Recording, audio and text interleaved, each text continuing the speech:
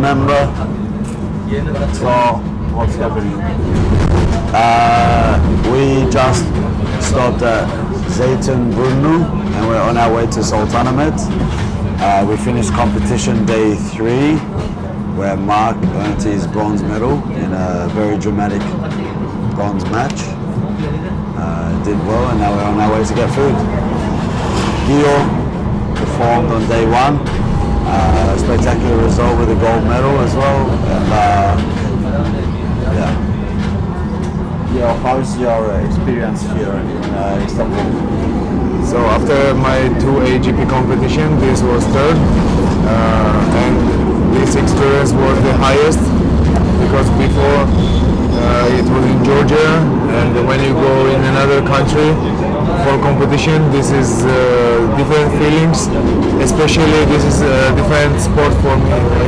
I used to go in European World Championship in judo, but in BJJ, like different style of wrestling and rolling. It's at first it was a little nervous for me, but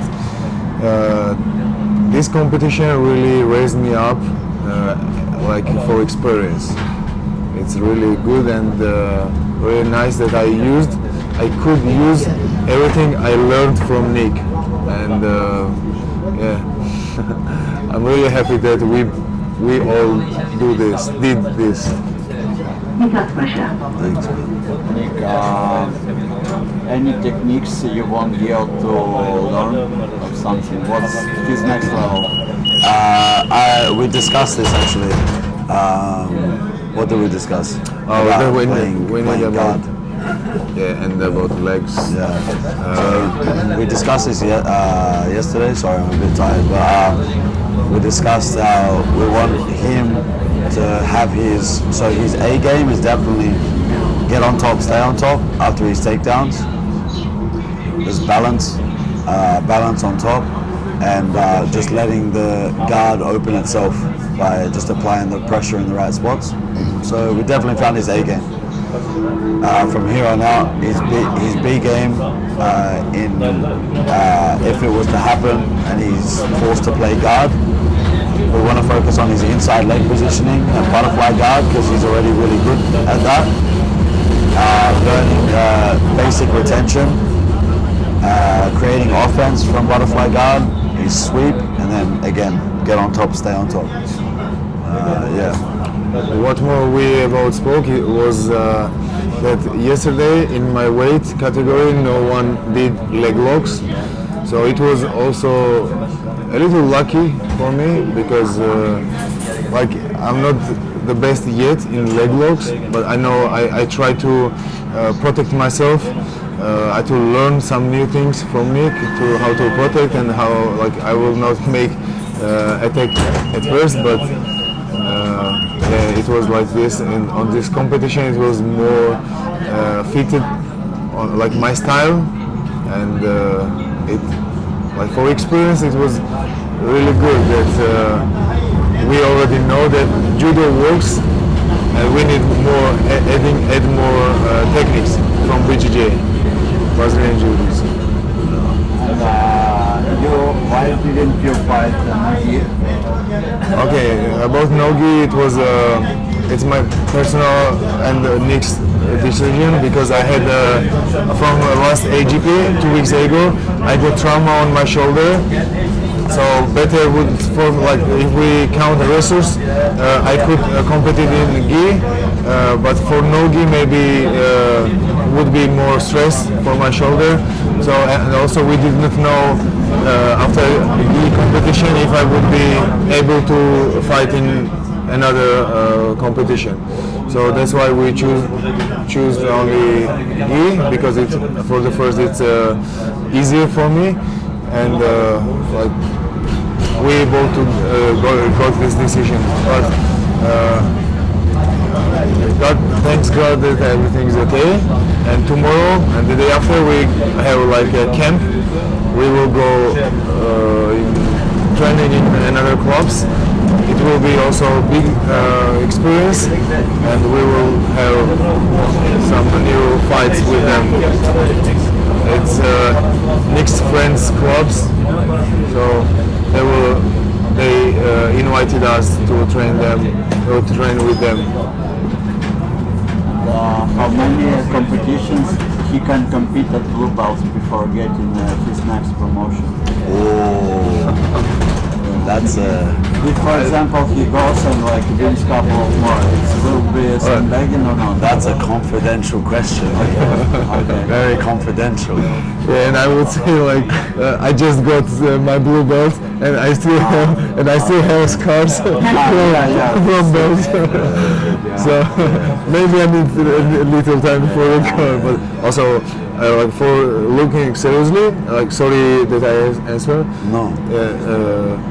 I really need to learn many things, still basics in blue belt, what I need in blue belt at first, and when I will be really good, it's not only about winning competition, it's about what do you know and how do you use it. And when I will be sure, and not me, but when Nick will be sure that I can use this all stuff, he will decide. Now you can. Sorry that I answered. No, that's a perfect answer. Yeah, that's a perfect answer. So Gio's obviously a terrific athlete, and he just he kind of took to jiu-jitsu like a duck to water, and he performs really well. So he was very judo style to begin with, but then I found very quickly that he listens so well.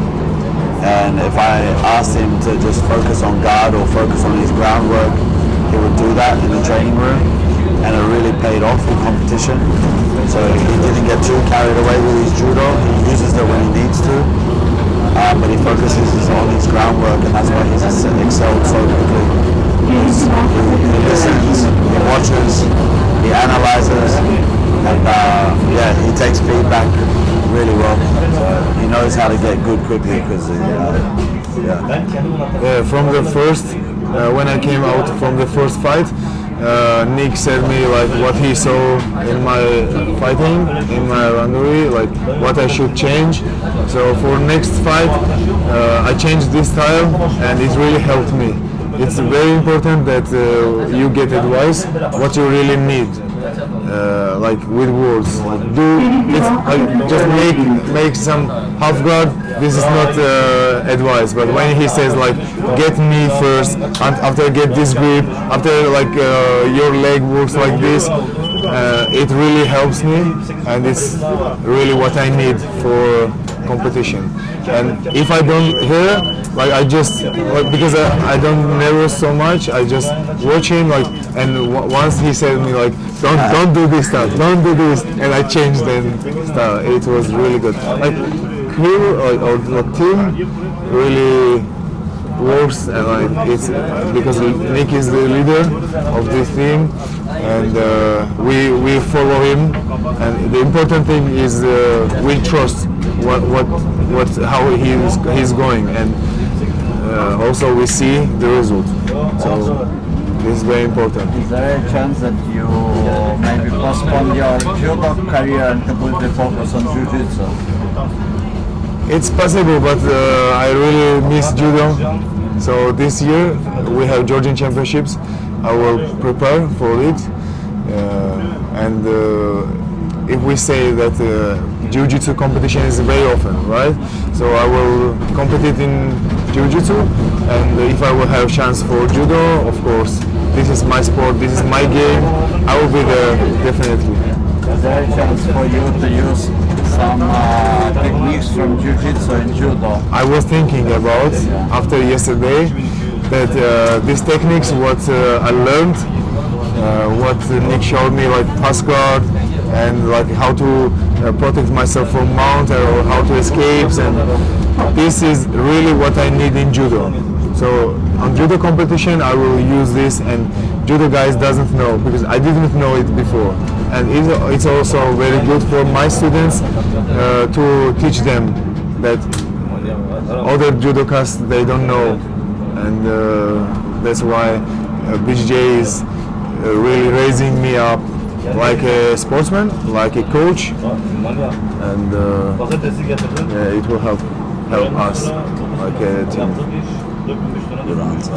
So Gio said that there is like maybe 10,000 of judo kids in judo in Georgia.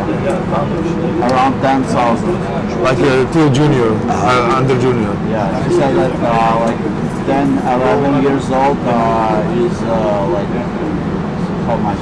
1,000 people. Maybe, Yeah. maybe in general, but maybe less.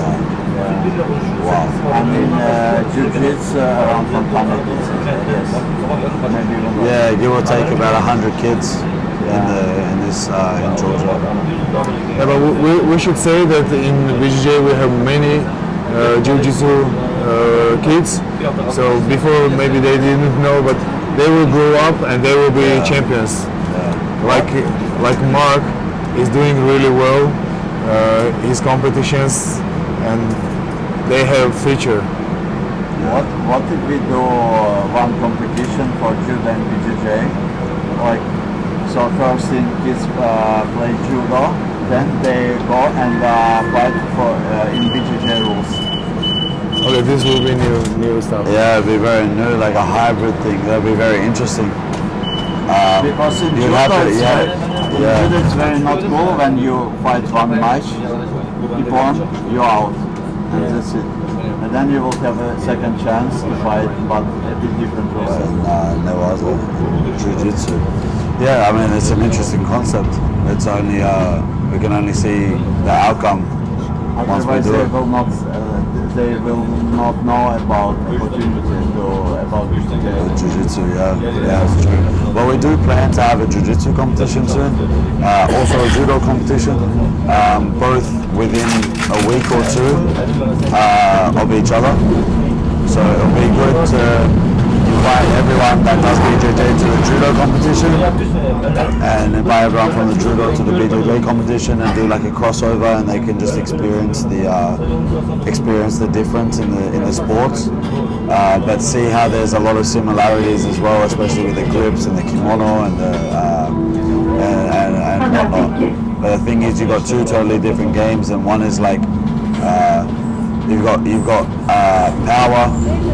power and explosiveness in one, and you've got isometric strength in the other, or isometric strength endurance. So it's like two totally different attributes that you need in these. So it'd be very interesting to see how the judokas fare in the jiu-jitsu, and how the jiu-jitsu practitioners fare in the judo. So it's just a matter of time before we see. Nick, tell what's with your eye? Like, how did you get this? Oh, this? Yeah. How did I? Oh, mate, actually, I need myself in my eye. You need what? I need myself. Like I headbutted my own knee. I was trying to do some weird roll. I need myself. I need me.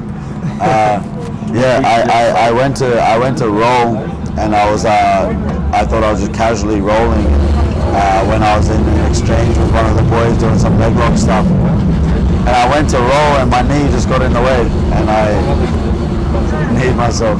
I wish I had a cooler story than that, but that's really what happened. That's the truth. Okay, what are the next plans? The next plans. Look, me and Gio had a serious discussion about Abu Dhabi. So, yeah, and right now we're also, as he said, there was reasons behind why he only did the gi. So, inadvertently, we just like turned this into a gi season, and especially because we're going to be doing judo as well and focusing on that simultaneously. So he wants to focus on the big judo competitions, and I'd really like him to focus on the big jiu-jitsu competitions, and he can let the smaller competitions go as far as jiu-jitsu goes, but only compete in the gi, and then eventually work our way to Abu Dhabi for the World Championships at blue belt. Thereafter, Some qualifications for Abu Dhabi. I believe it's a point system. I have to read into it a little bit more. It's a bit funny with the. We should check how much I have now. Yeah, we need to check his points and see what he's got. But yeah, thereafter, like a bit long term, is going to be ADCC. So that's when we'll get him out of the gi and in his no-gi element and just in the no-gi mindset, learn a lot of leg lock stuff, a lot of defensive techniques and concepts, and work our way into like a no-gi season and eventually ADCC. So Save these words for the future. Maybe we'll remember after. One day we can watch this back and just be like, Where we were and where we where we went. Yeah. So yeah, that's the plans. I think I had 1,800 points, and now we're plus 800. It means maybe I will be second or third in Europe. So it's pretty good. Yeah, it's good, really good. You were at, you would be, I think, because you were already at fourth before this competition. Yeah, I was. But who is first? He has 3,000. Yeah. So minimum Champ third. is here. Let's go. Let's see. You know, like for kids, I've seen there were a couple of kids, yellow belt, 30 kilo. So maybe like it's 8 years, maybe very technical guys. Maybe like yellow what? belts, like age 7, 8 years, I think. Like And super technical. Super technical. They have the yellow. Yeah, I mean, like being a yellow belt, depending which yellow belt, but provided that they went by It's like 2 the years. normal, if they went by the normal structure, it's like 2 years, maybe more. Maybe more. Usually every. You can cycle through those color belts a little bit quicker, but usually it's about every year. About every year you can. They can usually be graded, but again, it's all about their skill level. Some people can grade a lot faster, including the kids, you know. But usually, as far as their age goes, because you don't want them to go through the belt so quick, because then they'll be waiting for a long time for their blue. If they get to their, green and black belt super quick, then they're waiting for their blue for a long time until they turn 16. They can get their blue. So you can't grade them too quick. So in saying that, what I'm trying to say is that they've probably done a lot of time on the mats to earn that yellow belt at that age. So yeah, technically those kids, by the time they get their blue belt, they turn 16 and get their blue belt, or 15 and get their blue belt, then they're practically like black belts as far as knowledge goes. They've been training for a long time, so very skilled. Recently you sent this Chris Payne's and Greek like references. How it affects like the whole like your system, for example, and like again, like and how it can be applied to competition, for example. Shout out to Chris Payne and Pip Mickelson, like super good coaches, super open-minded in terms of like they really clocked. It's almost disruptive. It's disruptive to someone's offensive cycle for sure. It's really annoying to deal with their systems and what they've innovated, and it's more than that. Like they're very innovative, but also like it's just more their hyper focus on one side of the scale. They're super hyper focused on defense.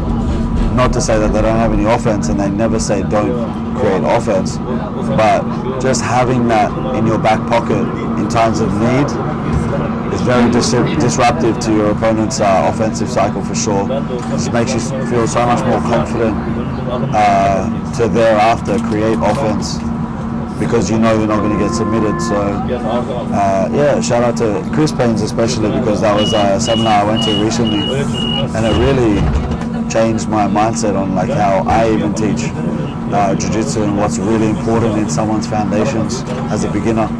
And so we're doing a lot of defensive concepts way before we even learn submissions. So right now in our foundations course, we're about 3 months in since we first started, 3 or 4 months in since we first started, and I still haven't taught one submission. because I don't believe that people should even know a submission if they don't even know how to defend a choke. So they get too excited, you teach them a triangle, and they run into open mat trying to catch triangles, they don't even get close and they get submitted 10 times. Whereas if you give someone the foundational structure of defense, and effective defense, like Chris Paines and Britt Mikkelsen have pushed for the last however so many years. You give someone that, you give them the confidence to keep showing up and keep rolling and keep like building their confidence when these higher belts can't submit them or can't control them. Then they can work their offense. So it's really good, really good. What do you think about exercise when you have hands tied by belt, and somebody tries to submit you? Can you survive this? Who did that? I've seen Chris Paines does it. Oh, really? Seminar. That's interesting. Somebody tries to submit on some brown belt without back. Really? Yeah. Wow. So you'd have to be really good at protecting your neck. But it's good because I like the way he talked about like the red zone being from your armpit to your elbow, yellow zone from your elbow to your hip. So I suppose when you're tying your arms, he ties his arms by his side. Yeah. So I guess that's what he's doing, but just like So he's already there. Yeah. But yeah, you'd have to be good at protecting your neck, man. What about If anyone can do it, Chris Paines can do it. Huh? What about neck cramps in this system? Like when somebody chokes just now also. I'm not sure. Maybe I don't know. Like that's something I'd definitely be worried about. That's something I'd be worried about. But I don't know, man. I'd be interested to see how he goes against like a high level person. Like yeah. What about Ryan? Yeah, that could be a go-to. Maybe me and Chris Paines will have a fun little roll, and let's see what happens with that. It'll be interesting to see his opinion on it. Yeah, has to be tested. Okay, so what are we gonna eat now? Turkish food, bro. When you're in Turkey, you eat Turkish food. We'll probably look for a kebab place. Just like have some authentic Turkish. What's it called? I'm trying to remember the word. I know. And also what we ate, it was shawarma. In Georgia we have also shawarma, but it's Who started it? from Who started that food? Armenians. Really? They just everything started. I love asking Georgians and Turkish people and Greek people like who started what. But you know, like in Georgia, I just stir the pot. in Georgia shawarma we have by liver, but here is just beef. And they almost look the same, but Georgian shawarma, in my opinion, is really shawarma and better. I think Australian shawarma is the best I've had, to be honest. I've never had it in Australia. I don't even know what it is still. Yeah. So yeah, we'll go eat some Turkish food. Okay. Then let's wrap it up. Say hi to your subscribers. Hello to our subscribers. Subscribe us for next video, and if you are interested where we will go, And like. That's what I do, yeah. Like and share. Istambul Tramway podcast. Istambul Tramway podcast. Everyone is giving us really weird looks. So It's like historical place now. I think, no? yeah. Is it Sofia, no? I don't know. I We don't go know. to Hagia Sophia now. It will be in Sultan Ahmed in the center. So we will see this. Yeah, it had so big crowds and line. We decided not to go. I think oh yeah, cool. We're like We a are couple of stops away, yeah? Okay. I think. Nice. Podcast finished.